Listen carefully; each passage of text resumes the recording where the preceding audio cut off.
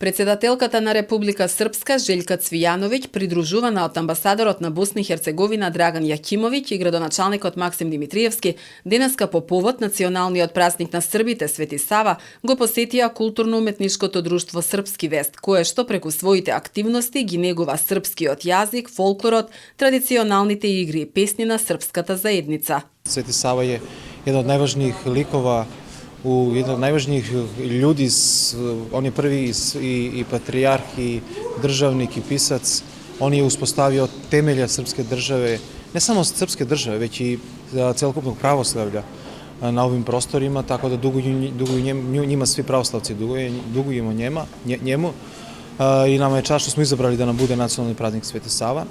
Tu je bio naš kompletni dečiji ansambl. Tu su bili članovi, kako se zove, odrasle grupe prvog ansambla.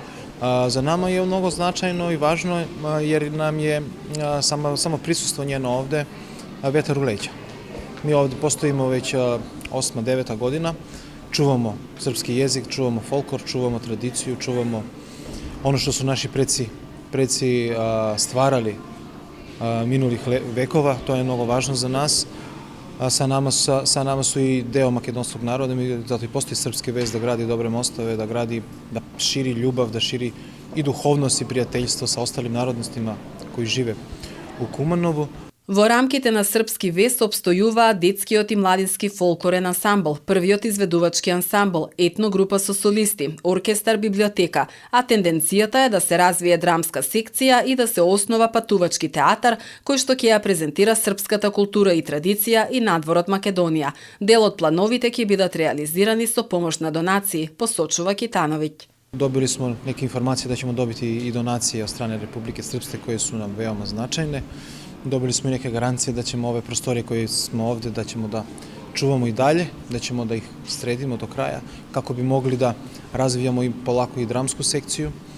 Biblioteku imamo, da razvijemo našu biblioteku, tako da bude jedan celokupni program, jedan celokupni doživljaj u Srpski vest, tu da bude i folklor, i igra, i muzika, i gluma, pa da kao krajni cilj našeg postojanja je da osnujemo jedno, kako ja kažem, putujuće pozorište, pa i jedan karavan Srpski vest da prođe gde žive Srbi u Makedoniji, da prezentujemo srpsku kulturu i to da proširimo u novim prostorima u Evropi i tako dalje, tako dalje. Културно-уметничкото друштво Српски вест е формирано во септември 2013 година во Куманово на иницијатива на српската заедница во Македонија, со цел да се негува и сочува културниот идентитет на србите кои што живеат во Македонија.